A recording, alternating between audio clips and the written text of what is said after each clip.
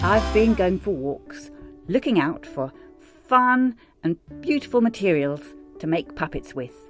Twigs, leaves, bits of bark, stones, anything that takes your fancy. I found a thick twig with some branches, some little twiggy bits, some seed pods, they look interesting, leaves, nice big floppy leaves that aren't too fragile, a stone, this one's got a flat surface which is useful. Oh, and I found a bolt, that could be handy too.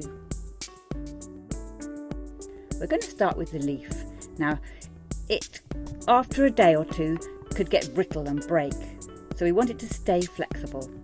So put it on a piece of cardboard and cover it in a thin layer of PVA glue. If you can, do this the day before you want to make your puppet, or a bit before, because it will need to dry. The thinner the layer of glue, the quicker it will dry. Now this, I thought, makes a good snout with some horns, and this would be the body. You can clean up your stick by scraping it with some scissors, closed scissors, to make interesting textures and to scrape off the dirt. Then you could paint on some features. I'm going to give mine a white snout, and you could paint on some eyes. Any features you like. If you haven't got paint, you could cut out features from a piece of paper or cardboard.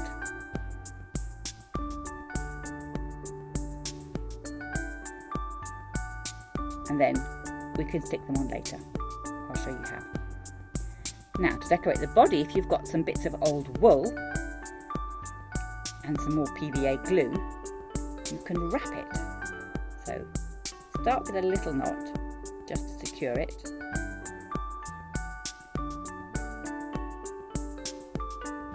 And then put a little bit of glue just down one side. It's a bit messy to get started, but the good thing is the glue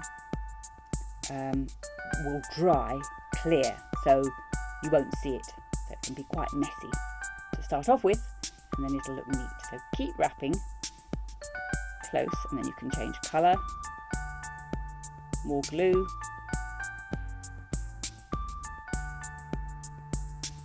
and I'm making a nice stripy beast. So then, as I said, you can stick on features, nose, eyes, whatever you want. Now the stone. This is optional. I thought it fitted quite neatly there. I'm not going to be able to glue it on because it's quite heavy, but I might be able to tie it on. So with a bit of extra wool, maybe some more PVA glue to hold it in place. But again, you're going to need to leave it to dry. You can tie that on. This just helps your puppet move better when we put it on strings. And tie it on tightly. Or I could use this bolt, or if you've got them lying around the house, or anything that's got a bit of weight to it. And again, I can just put a bit of wool through that. This is much easier if you can find something like this. Or a stone with a hole in it. That would make life easy. And then you can tie it on. But you don't need both. One or other is fine. Now, there are the leaves, all nice and dry. They're still flexible, but they're a little bit stronger. And quite flappy, which is good because I'm going to make some wings. So you could have 2 leaves that would give you the wings. Or if you've just got one and you cut it down the middle,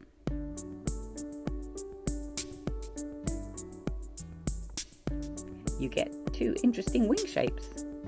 I'm going to pop mine on the back there. Now I'm using a drawing pin.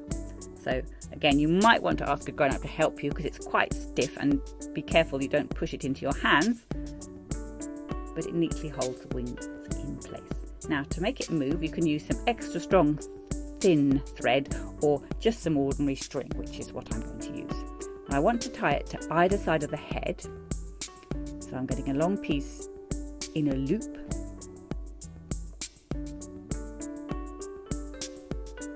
It's always better to have more string than you need. I'm going to tie one bit around one side and the other around the other side, and that way I've got control over the head. Take another piece of string and tie this around the back end of the puppet.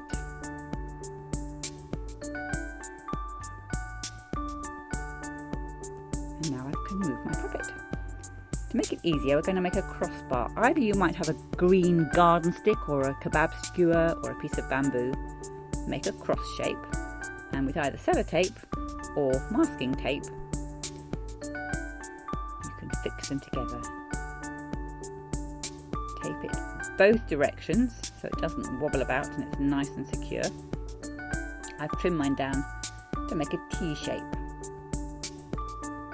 So take the front bit of string and lay it along the top of the T and tape it on. Keep it nice and secure all the way along.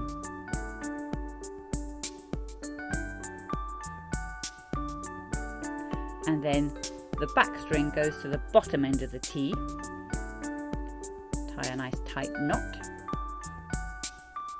and I just add a bit of tape to make it secure. And now we have a mini flying woodland dragon. How will your puppet turn out? Everyone is going to be different because no two people are going to find the same materials. Have fun!